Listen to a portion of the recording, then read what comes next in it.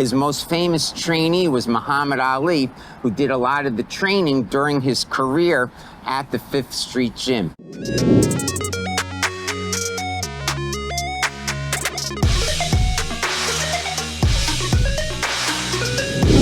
Hi everyone, and welcome again to one more episode of Gustavo's World.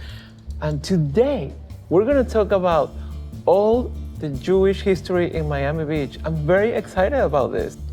Thank you very much, Gustavo. I look forward to doing this video with you. It's a very interesting story, I think, about the Jewish people in Miami Beach.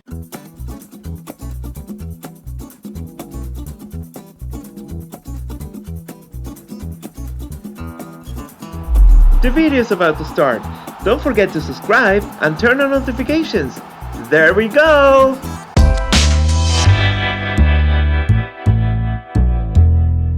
Howard, in 1940, the population of Miami Beach, the Jewish population of Miami Beach, was 20%, versus in the rest of the country was 3% or 2%, right?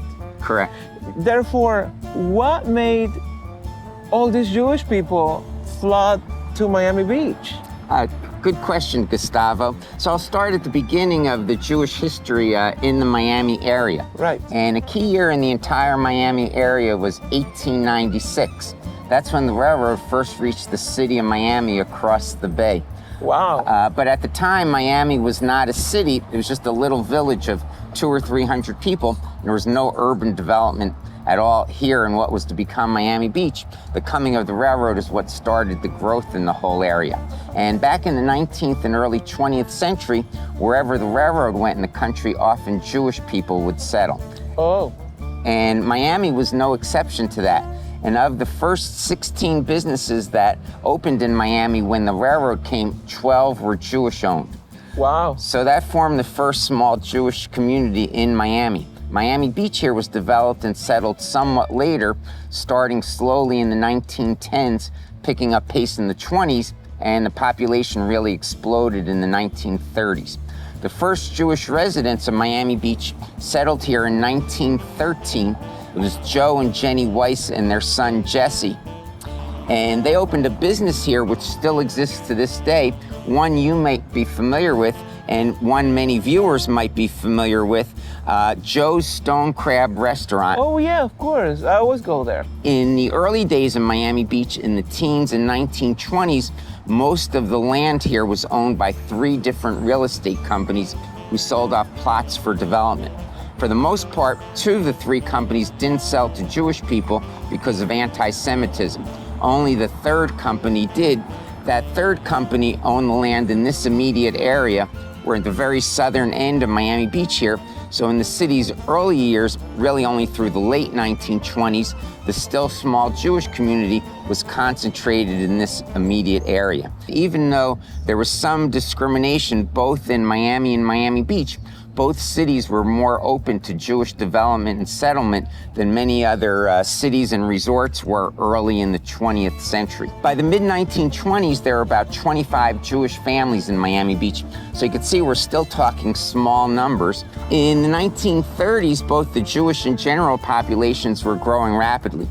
Jewish people started to get more influence in the city, moving into professional positions, becoming hotel developers and owners, and opening many retail establishments.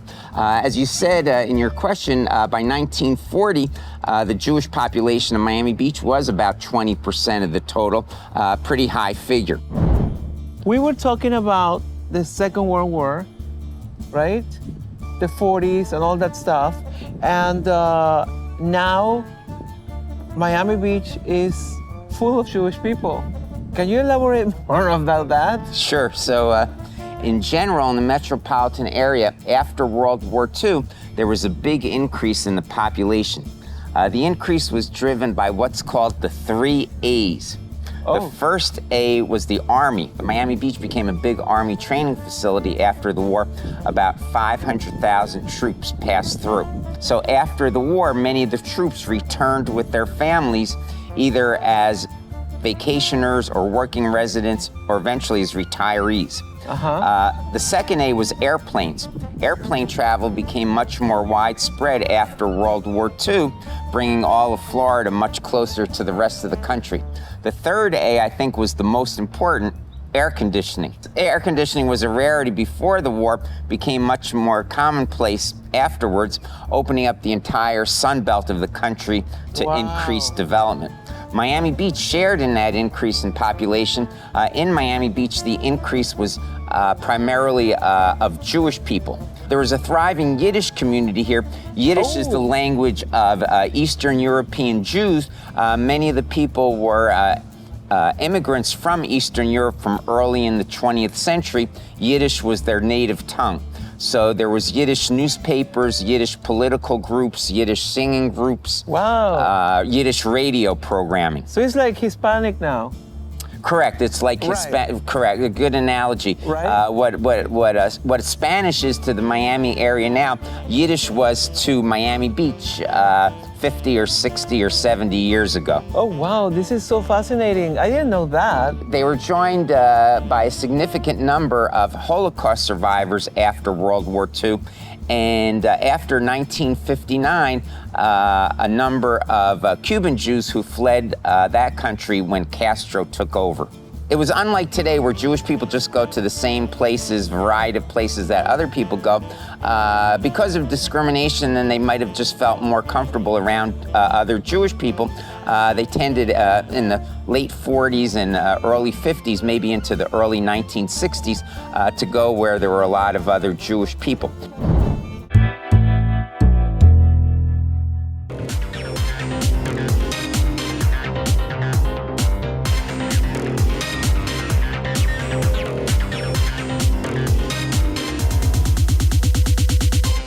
So at the beginning of all my walking tours in Miami Beach, I recite a poem. It's about the weather. And I found this poem several years ago on the back of a 1938 postcard that depicts a golf clubhouse here in Miami Beach. When wintry winds begin to blow and northern lands are wrapped in snow, leave sleet and chilling winds behind and hie to Florida to find bright sunny days and magic nights where never any snowstorm blights, where birds pour out their rondelay and flowers blossom every day. So the Jewish population now is 15%, and it used to be 16 to 80%. So why did that happen? What happened in the decrease of the population? Two things happened to the people that were living here. One, by the 1980s and 90s, they were passing away in large numbers because of their age. Two, as this went from an inexpensive area to live into an expensive area, many of the people couldn't afford to live here any longer and had to move away. In the late 1970s and early 80s, the city did build some subsidized housing for the elderly population, but not enough to cover most of the people.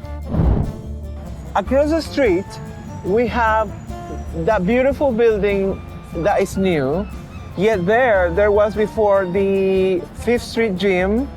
And could you please tell us the connection with Jewish history and about the gym itself? Sure thing, Gustavo. So the gym opened in an earlier building in 1950. It was opened by two brothers, Chris and Angelo Dundee. Angelo Dundee was a very famous boxing trainer. You might be familiar with him. His most famous trainee was Muhammad Ali, who did a lot of the training during his career at the Fifth Street Gym. Oh, wow. And he won the heavyweight championship for his first time right here in Miami Beach. An interesting thing, while he was training for that fight here early in 1964, the Beatles were on their first American visit. And while they were here, they paid a visit to, he was known as Cassius Clay at the time, to Clay at the Fifth Street Gym. So far, I've mentioned 7 people in connection to the gym. Yes. The 4 Beatles, Ali, and the 2 Dundees. None of them were or are Jewish, but I do have a Jewish connection to the gym, a man named Benjamin Evil Eye Finkel. Evil Eye moved to Miami Beach in 1938, lived here till he passed away in 1985. Oh, wow. He had 2 careers, the second of which was based out of the Fifth Street Gym. His first career was as a boxer, but he only had a few fights. His boxing career did not amount to anything. He's more noted for his second career. And it was said that what Babe Ruth was to baseball, Caruso was to opera, and Charlie Chaplin was to the movies, Evil Eye Finkel was to the hex. For $50 to $300 per fight, he'd be hired by a boxer to put a hex or a spell on his opponent. He also used his powers for horse racing and baseball games. And there was a big article about Evil Eye in Sports Illustrated magazine in the early 1970s. Sports Illustrated called him a boxing legend, a rascal who mixed 2 parts voodoo with 1 part fraud and lurched through life unburdened by honest labor. This is So cool. a real Miami Beach character. Oh wow, this is cool.